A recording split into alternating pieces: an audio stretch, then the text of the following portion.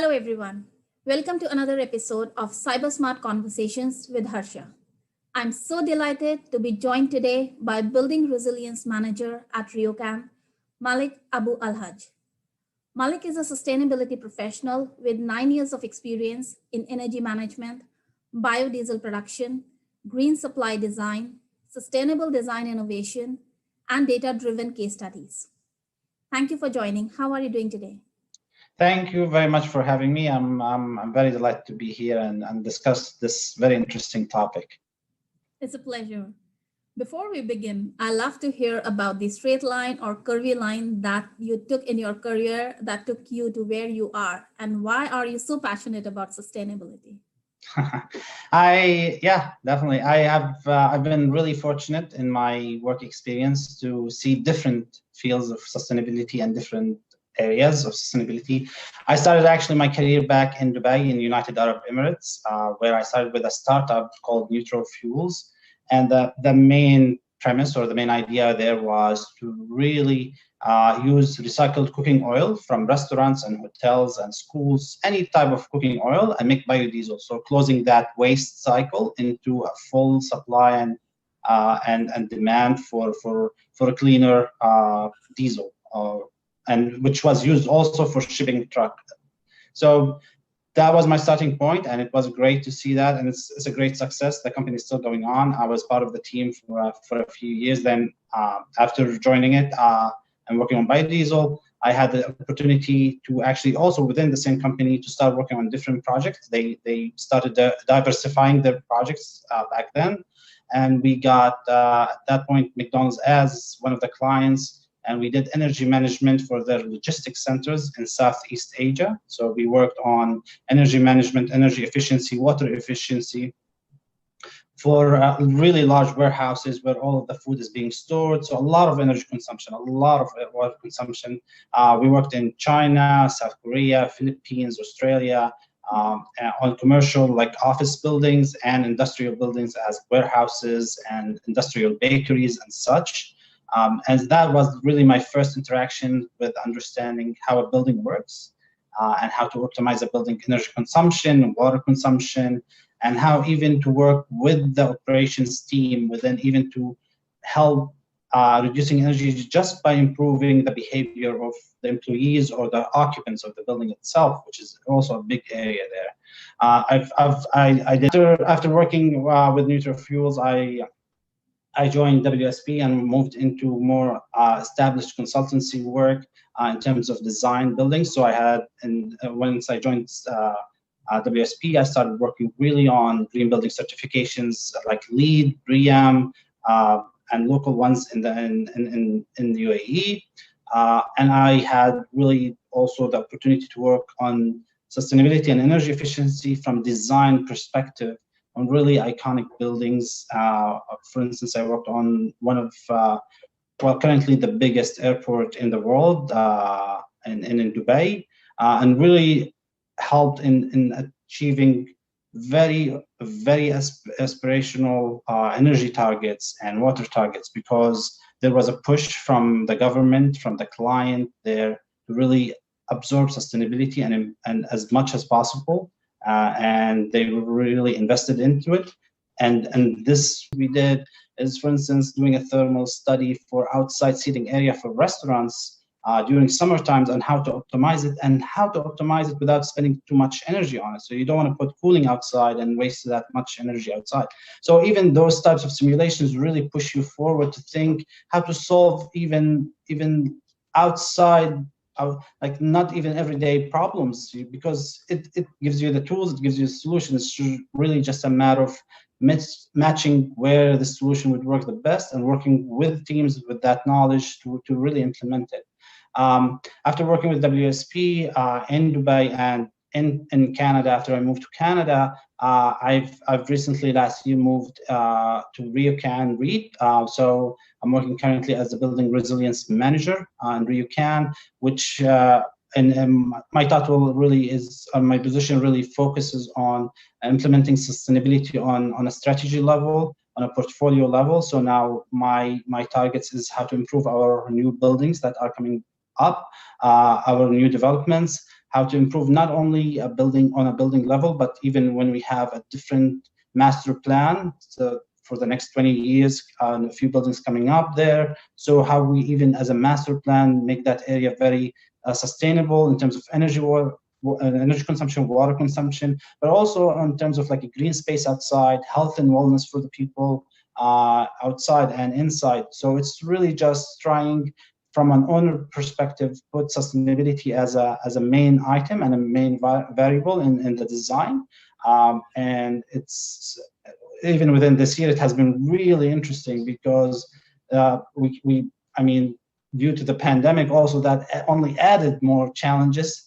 But it has been really, again, it has been a learning experience because this is the first time we all go through this. At least I can say for myself, going through a pandemic and how it will affect the design of buildings, or how it will affect how we use a building even. And it only raised more questions how we can improve this more. So it has been really, really an interesting year, regardless of the challenges and obstacles in it. So this is really in a nutshell where I have moved within the sustainability sphere. Definitely. And leading to this, today's session is about sustainability and innovation. And we all know the concept of smart building has been changing now, not only from intelligent to digital to sustainable smart, and now, or we say smart sustainable. So sustainability is not just a trade-off or a nice to have, but like you said, it's a prerequisite to long-term goal. So with sustainability on the rise, how can companies make it a key part of their strategy and operations? Well, the first thing, as any company needs to tackle sustainability, they need really to look at it as a business, first of all. So the financial side of sustainability should not go against implementing sustainability. This will only push us to become more innovative.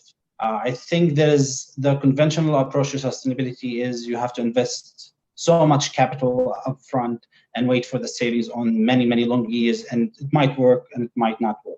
This was, I would say, early stages of sustainability. Where we are right now, I think we are in a stage where there's so many solutions out there. There have been so many solutions tested for so many years, and we know what works or what doesn't work in a certain situation. So what works here, for instance, in Toronto, Canada, doesn't work necessarily in London or in New York. It's really picking and choosing where we're standing. So I would say the financial side of it, they should be open-minded to investment, but also that doesn't mean on any level that they have to sacrifice any financial gains or profits. They just need to balance or find the sweet spot in the middle. So they need to keep in mind that the financials of the sustainability investment should work out. That's a different, definitely a major one, and it's, of course, it's the business objective to improve their profits. The other thing is they need to do to improve their sustainability and leverage it wherever is possible is really to include it as early as possible within their designs and their buildings. So the idea is not to jump in a building and try to introduce sustainability within operations if sustainability could have been introduced during design. The earlier we need that mentality that the implementation of sustainability needs time, and it's a number of iterative processes, and it's not only one solution that you purchase and you put in your building or your development or your master plan. So the earlier we can have that mentality and strategy and approach, it should make it much easier. I think one of the challenges buildings face or developers face in general is once they come to introduce sustainability, they try really to introduce it either too late, or they try to look only on really high-end solutions, which might not be feasible even for their development financially or even on an operational level. So being early, thinking about it, write the strategy, approach it within financial actual way that works for the business is really will make it much easier to implement sustainability, and it will not become a second nature. It will become really a variable of the design within the building. Another thing is I think will help is we need a clear understanding of what sustainability solutions will do in a development or in a building. So a building has a number of variables working together at any point. So if we're trying to save energy on the even simplest items such as lighting and just installing LED lighting, or installing, for instance, sensors for occupancy for lighting, something like as simple as that, we really need to understand not only the light system there, we also need to understand the tenants, how they're gonna like it or not, how they're gonna help achieving those savings and achieve those sustainable initiatives, or actually they're gonna fight it and go around it. For examples, I remember we worked on a warehouse once, and we implemented a really upgrades to the compressors for the cooling in that, and it should have achieved at minimum 40% savings on cooling load, which is great, and it should have been that easy. But looking at actual data coming up from that building, we only noticed 15 or 10% savings, which was much lower than we anticipated and we calculated, and even we were on the conservative side of savings. We only found out after a few months that there was one of the doors that leading inside the facility always got stuck open, so that only leaving the heat coming in and the cool air coming out, and just, the system just kept running. So, and because it was a shortcut for the employees to get to the pantry and at the back of the building. I think this is where they used to go outside, and this is like a shortcut to it. So it was really an easy approach of just trying to find a better way for them to get to wherever they want. Closing that door by itself only pumped up our savings back to 40%. So the approach to also, you need the buy-in from all the stakeholders. There are so many people involved in this process.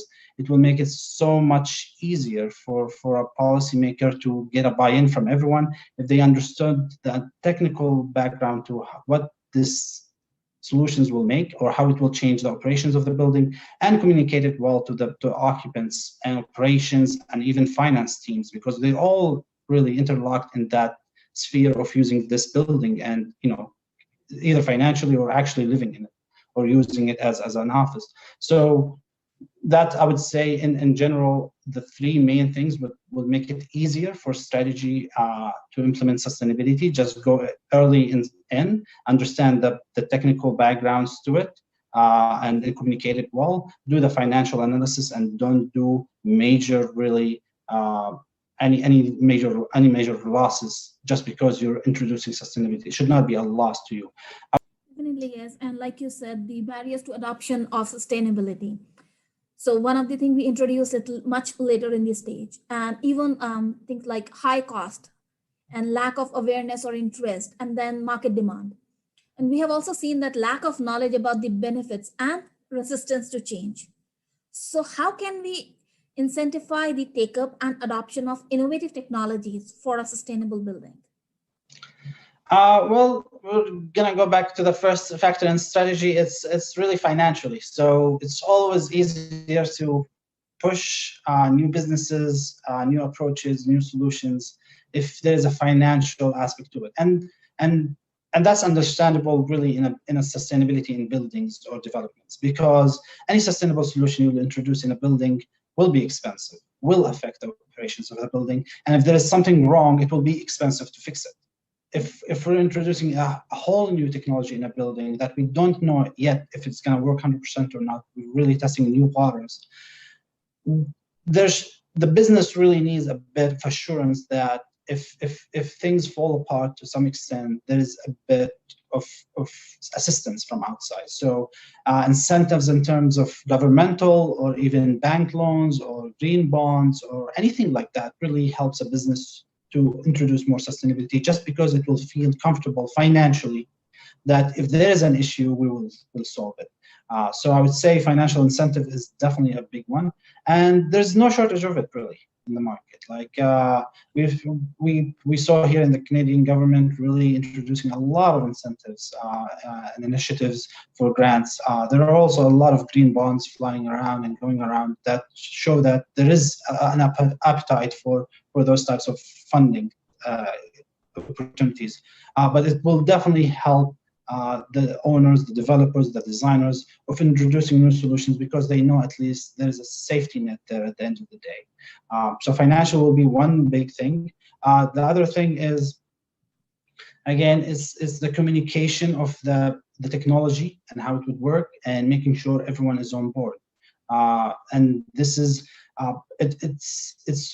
it might be different how to tackle this, because on some extent, for instance, coming from the owners or developers side now, I can see that consultants are really the front of introducing technology. So there is the innovators or the suppliers of these technologies. There's the consultants who work as the technical advisors for the owners, and they can introduce those solutions. So really, any supplier for this innovative solution really need to reach out to the consultants, make sure they understand it, they're comfortable with it, because they are the ones who communicate it to the owners more, and they are the ones they have to deal with it when they design the buildings. So that level of communication is really, really necessary, and we need to jump beyond the traditional approach of communication.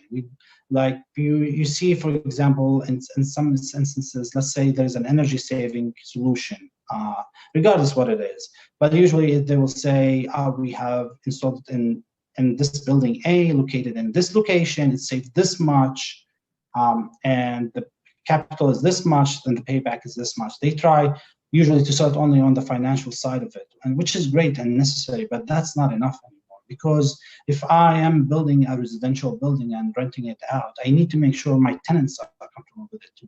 So I need to understand also the effect of it on the building itself and the occupants and the operations team. It's not much success for me if I'm reducing energy, but my operations team is really struggling to keep up with it, or if as a whole. And I think one of the things also that will help us beyond communication, beyond financial assistance, is really looking at the broader image of our development. So at the end of the day, we need to see how those buildings will operate for the next 35, 50 years. Each building we're building today probably will be here in 30 years. So the question is now, the targets today are not going to be the same as 50 years. The challenges today are not going to be as challenges in 50 years. Sustainability really introduces a unique approach to design, that making it a bit more flexible in some areas, which is great, which we need always to think of. The climate change challenge, the carbon emissions now are really future challenges that we're seeing effects today, but they're also going to be even in 50 years. So the building being built today needs to understand that it might have to change in the future. And sustainability introduces those way of thinking into a building design. So looking at the broader image, looking at how the building will affect its nearby community, its overall carbon emission on country level, or even on the entire world, is really a way of putting that sustainability as a center of attention and really need for us. So I think putting that as at the back of our head and making sure we're always having it at the back, that's saying, okay, there is a future challenge, we need to look at it, will always also push us towards being innovative, introducing sustainable solutions, and making it better every time. And then working with industry peers is a great way to share knowledge and best practices. So now with the new year, everyone is taking a fresh look at where sustainability is headed globally. So what technologies, like the top 3 technological innovations, you think will shape the sustainability agenda in 2021? Yeah, this is really interesting, because I think 2020 has been a year of being innovative, just because of the whole new situation we're all sitting in due to COVID-19 and the pandemic. But that also, 2020 also showed a number of really interesting approaches to sustainability that hopefully in 2021 it will catch on. I've been personally following on 3D printing of building structures, and there has been a great success in Germany with actually printing a 2-story house. There has been that office in Dubai. It's also 2-floor office building in Dubai that has been built. There has been small buildings being tested in the US and Canada, and in various areas in Europe. I think that I don't think 3D printing will become the norm yet in 2021, but I think the appetite is there now. The success stories are there, and I think this will only get more attention. So I believe in 2021 we're gonna see more trials, more understanding of how 3D printing for homes are. It's thing is, of course, is smart buildings. IoT devices are everywhere now. We have seen a level of integration, a lot of interesting concepts and solutions being introduced by various companies in various countries. So we have seen now smart HVAC units, BMS systems being introduced into the buildings, smart thermostat even on a consumer level, or even smart lights that work with Google, Alexa, and all of that. So the consumer, there's an appetite for this, having that smart approach to control.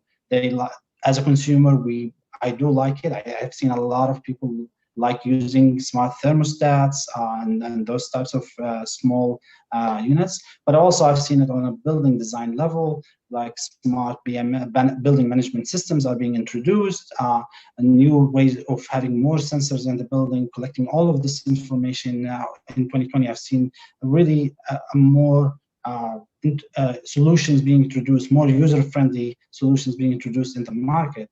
I only expect this only to increase further. I think there's less worry about it in terms of can we use it successfully or not, because we have proven in the last few years that we have used that. It's only going to become more mainstream now. It's going to become easier to reach a client. It's going to need less, I would say, design studies to do it. It's just going to become really probably one of those things when you go and buy equipment for a building, you're going to get that introduction to it. And this is what's happening right now. So 2021, I think there will be more integration into smart buildings, into sensors, and how the operations teams in those buildings will start. I think the last one, we've seen a really good momentum in it in the last year, and I think it's only going to continue further. And there's so much push behind it is really electric vehicles. I think electric vehicles is really interesting because the market is only exploding in terms of consumer items they can use, in terms of chargers or in terms of cars. So there are so many cars manufacturers heading towards electric vehicles, and there are so many electric chargers are being introduced in the market to be used in the buildings. And I know that's not directly in the building's design itself per se, but that's introducing a really interesting question on, can the building be an energy provider? And if we start looking at that way, then we're going to start looking at the battery storage for it. We're going to start looking at how when is the peak demand of the building and how we can optimize it. Will only introduce more and more questions. In the last year, there have been a few examples where batteries have been replacing backup systems or generators in some cases, only to become more and more environmentally friendly and less emissions. So I think that those past year examples were really just tests, but with introducing more electric chargers and electric vehicles in the market, it will only become the norm. It only makes sense for a building to head towards this and try to integrate batteries in their actually design and use it for electric chargers, or even shaving off some of their peak demand. And because the battery technology is really jumping now, and it's only becoming cheaper and cheaper every year. So I think on that level, it will be much easier to buy as a cheaper technology, as more trusted technology. It will be much easier to buy and implement than previous year. I think 2021 again, with this increase in electric vehicles and the usage of electric vehicles in cities, and different designs from different companies and different price levels. So I think that will help us reduce emissions from transportations as it is, which is a great win by itself, but also on the building level, it will help us to start thinking about electricity demand and electricity generation on a more interesting level too.